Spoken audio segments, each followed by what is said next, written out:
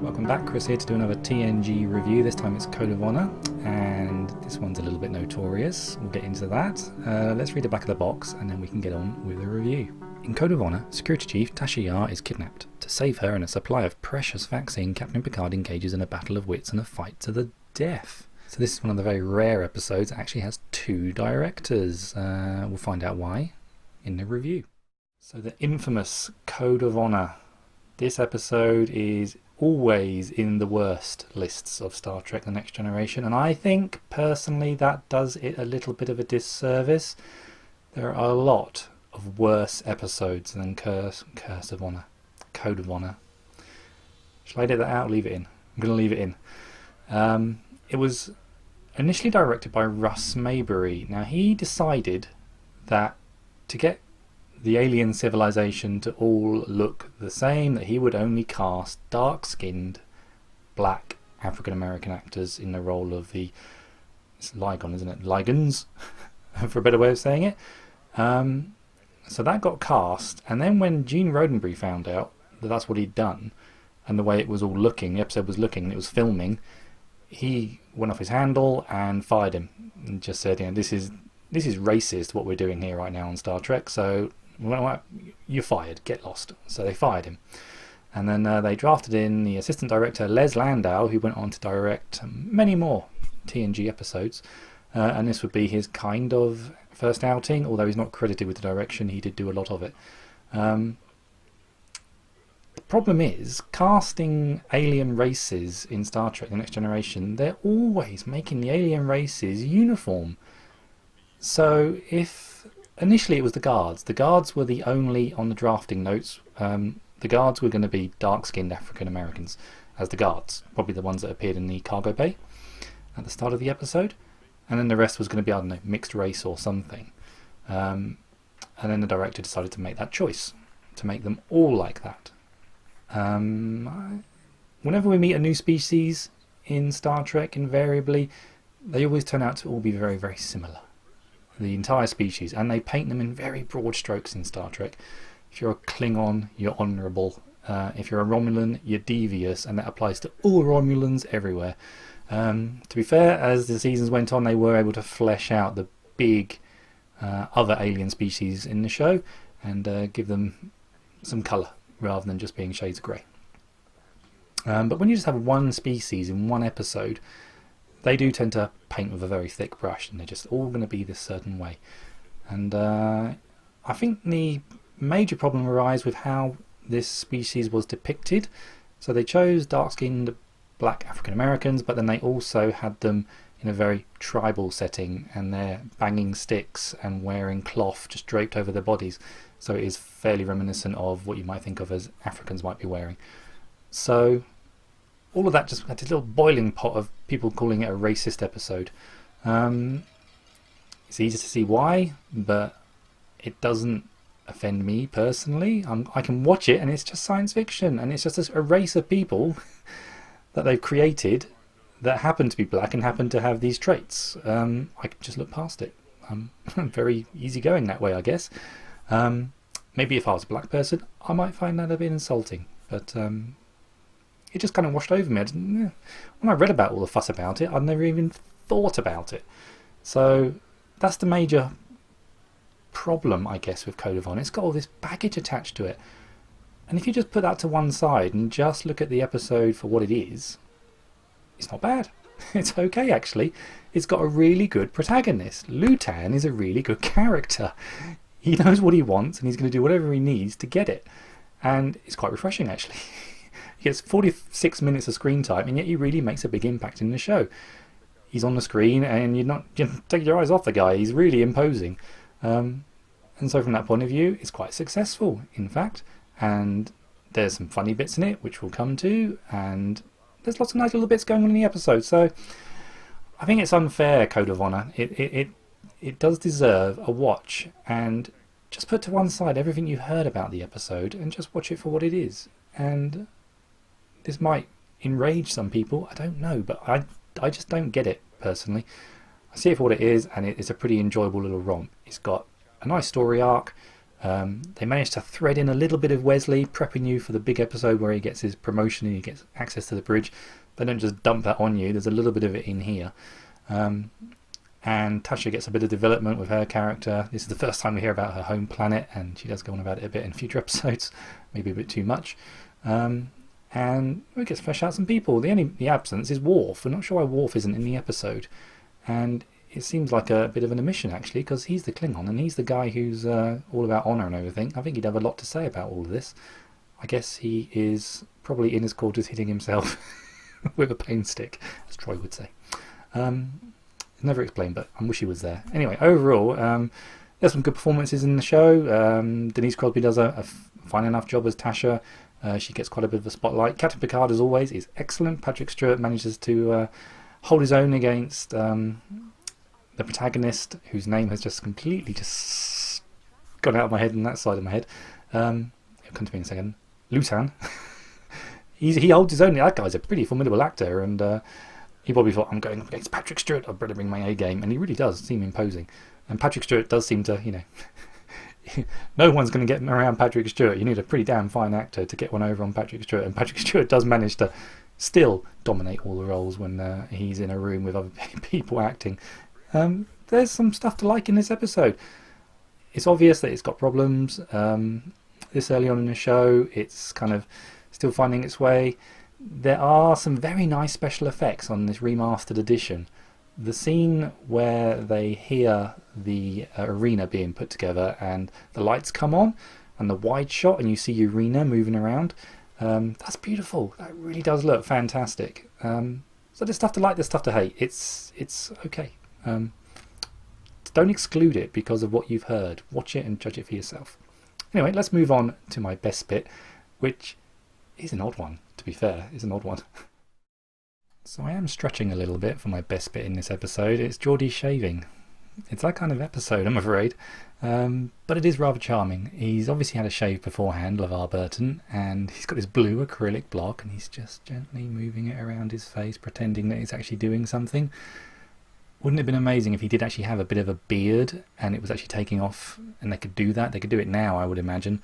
But back in the day, there probably wasn't the time or the budget to actually do that, which is a shame. But we just have to use our imaginations a little bit, and it's just a blue acrylic block with a light inside it. That's all you need. That's what I love about TNG in the 80s. They're just kind of, what can you do on our budget? This is what we've got. Let's make something happen. And that's what they did, and it's kind of charming, really.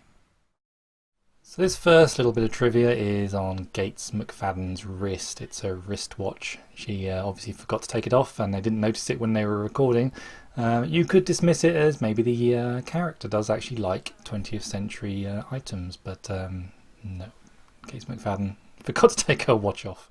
So we just saw it in my best bit. It's the prop that Geordie uses to have a shave, the little blue razor. That actually turns up again in Deep Space Nine in an episode, the Sword of Kahless, directed by LeVar Burton. I think you remembered it. I want that prop. We need a razor, damn it, and I want that damn prop because it was just genius. So the gentleman on your screen right now is William Ware Thies, and he's a costume designer. He worked on the original show, and Gene Roddenberry hired him to design the new costumes for TNG. You can see him in this image here showing Gene Roddenberry on the sofa there, some of the concepts for TNG. They didn't go for the 70s kind of collars. They're distinctly 70s. I'm not quite sure what he was going for in those concepts, but luckily they didn't go for those. And then he's showing them the actual uniforms that they did go for, which have become iconic. A really clean shape and design is just, you just glance, you just know exactly what it is you're looking at. I really did like the improvement in season 3 when they put the collar on and removed the little pip line that runs around the shoulders.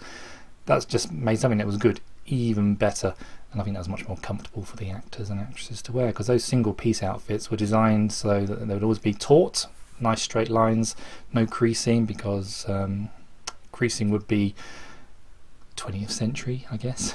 24th century, we don't have creases in the 24th century. And they do a fantastic job. They look terrific, and yeah, hats off to him. Sadly, he passed away in the 1990s at some point, but his contribution is still being felt to this very day. So far, I haven't worried about mentioning the fact that Data keeps using contractions. He'll say, isn't, instead of is not, or I'm instead of I am. We later find out in the show, later, which is the point, that that's a limitation of data, that he can't do that. But Brent Spine at this point doesn't know he can't do that, it seems. I think he's trying to speak with clarity all the time, but they do keep creeping in every single episode. So rather than keep pointing it out on every single video that he keeps doing it, we'll just mention it here. He does it, I think later on, seasons going forwards, he gets much better at watching how he clips his words and pronounces everything perfectly.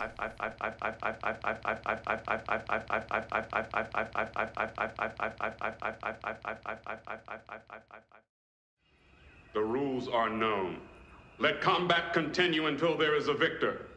It will not be interrupted. So there's a couple of things about this following scene that, well, one's a kind of a, well, why don't they just do, well, that's the whole point of this section, isn't it? Why don't they just do this?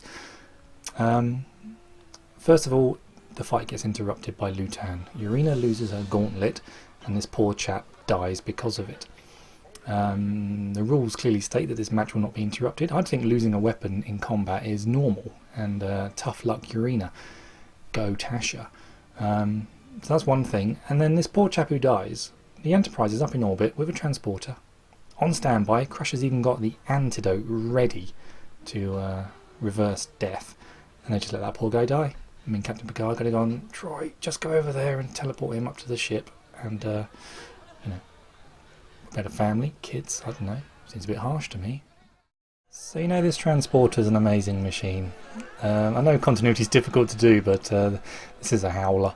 Tasha's about to deliver the killing blow to the back of Urena, and then the transporter's going to beam them up to the Enterprise. We're just going to have a little look-see at what happens to Urena and Tasha when they lie there, and just take a look at how they are. Go Tasha, get on top, cover her up, right. Don't pause it there. Pause it there. So, the weapon is on Tasha's, I know this is all cheesy stuff, but that's why we're here. The weapon is on Tasha's left hand, and Tasha is laying directly over Urena's body, pretty much body on top of body. Then we managed to get up to the Enterprise, and they beam in. So the weapon was on Tasha's left hand. You know what's coming. Now her left hand is empty and the weapon's on her right hand, and she's laying to the side of Urena. Amazing device, absolutely amazing. Set them for a display blast 1,000 meters short of the planet's surface.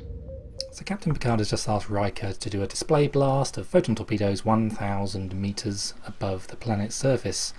And then the visual, which has been updated, still shows the explosions happening about, I don't know, 100 kilometers. I think he must have dropped a couple of zeros, Riker, there when he was typing it in, above the planet's surface. We're missing Worf, aren't we? We miss him in the entire episode. He's not in it at all, which is a little unusual considering the episode is all about honour. And who's the most honour-bound person on the Enterprise?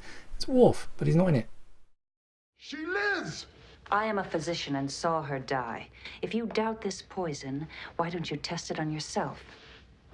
Lieutenant, we can provide you with records of her death and how Dr. Crusher brought her back. And at the instant of death, Lieutenant, a mating agreement dissolves. So the end of this episode needs a little bit of clarity. It's a little bit grey. I'm pretty sure lawyers would have a field day with this one. Maybe the next episode should have been the continuation of the story and it should have been a courtroom one, because Star Trek seems to do quite well when it comes to courtroom ones. Lutan is obviously upset that Urena's not dead. She should be dead. And then Dr. Crusher says, no, she died. She died. I've got records to prove it. So surely at the moment of death, in the eyes of Ligon law, that she passed away and all of her land and inheritance and all that passed to Lutan, doesn't it? Because she states that because she died, their marriage is now been dissolved. There is no first one. It didn't happen, you know. She died. Now she's come back. Double standards. She's allowed to get rid of him, but he's not allowed to inherit her wealth when she dies. Really ambiguous. And it's like, well, that doesn't make any sense. What the? What is this message from Starbase 14? Showing the infection rates. Percentage illness increases. The plague on Styrus 4 has flared up, out of control. They're estimating deaths in the millions, sir. So the plague on Styrus 4 is out of control. There are going to be deaths in the millions. Millions. Can you imagine if that was planet Earth, our planet, and there was projected deaths in the millions from an outbreak? It's catastrophic. We'll leave it for Commander Riker at the very end of the episode when the credits start to roll to put the Enterprise into a rather leisurely pace just to go to this planet because, well, I think he's forgotten all about the plague. Let's just don't attack those engines. Let's just cruise. Set course for Styrus 4, Warp 3. Course laid in for Styrus 4, sir. Engage. So welcome to my Galaxy scoreboard. We've got Encounter at Farpoint naked now. They're already in position. They're on the edge of the neutral zone. I just like saying that. Where's Code of Honor going to go? Well, it's not without its fair share of problems this episode, but it's also got some redeeming little bits. I seem to find little bits in every single episode that I like. So it's not as good though as Encounter at Farpoint. It's not as good. Saying something as the Naked Now. I'm going to push it up towards the action and over towards the romance, I think. If I just zoom in, there she is, in the centre. That's what everyone's aiming to get to. My best episode ever is going to end up probably there in the centre. Let's move him up. Code of Honor's going up into action. Now, yeah, definitely more romance in this episode than mystery. So we're pushing over towards the romance. And it's not as good as the Naked Now or Encounter at Farpoint, so it's definitely got to go outside the neutral zone, and I am going to push it to a position about there. Yeah, happy with that. That's where Code of Honor is going to sit on my galactic chart of Star Trek episodes. When this is complete, you're going to have this rather nice thing. Think, what do I in the mood for? A good action episode with a touch of romance. Hence, it wouldn't be there. It would be one of the ones inside the inner green circle, hopefully. But yeah, you can see how it's all going to come together. I might rethink this, you know. The more I look at more episodes, I think we're going to have a lot of mystery episodes. So I might increase the margins so that mystery's got a bigger chunk of the galaxy, because I think I'm going to need those later on. Anyway, that's where Code of Honor sits. Let's wrap this thing up in the conclusion. So that was Code of Honor, and some good bits, some bad bits, some middly bits. It's a mixed bag, that episode, but if you sit down and watch it and just watch it and don't be influenced by what you've heard or what the actors say. I mean, a lot of fans will listen to what the actors say and then they'll just take that on board and almost make it form their own opinion. Try not to do that. Just try and watch it for what it is and realise it's a show about aliens on an alien planet, and I think it was literally just a time between the ethnicity of the people and what they wore and some of the things they did which rubbed people the wrong way. But it's an alien civilization, so they've always got that little card, a little flag they can wave around saying, well, they're aliens, we can do what we like because they're aliens. Anyway, next week, bit of a guilty pleasure next week, I've got to say. The Last Outpost. I'll explain in next week's video why I consider this to be a rather good instalment and why a lot of people hate it. But I quite like it, and I'll explain next week. So until then, hope you enjoyed the episode. Please subscribe. There'll be links after I finish speaking, and dip into the other episodes. We're going to be covering them all, so you may as well subscribe so you get them as soon as possible. Right now I don't have a routine. They're just coming out as quickly as I can make them. So yeah, hit the subscribe button, hit the like button, and if you don't like it, don't just hit dislike. Tell me why in the comments, and then I can work on it and perhaps make it a bit better. Thanks for watching, and I will catch you next week. Take care.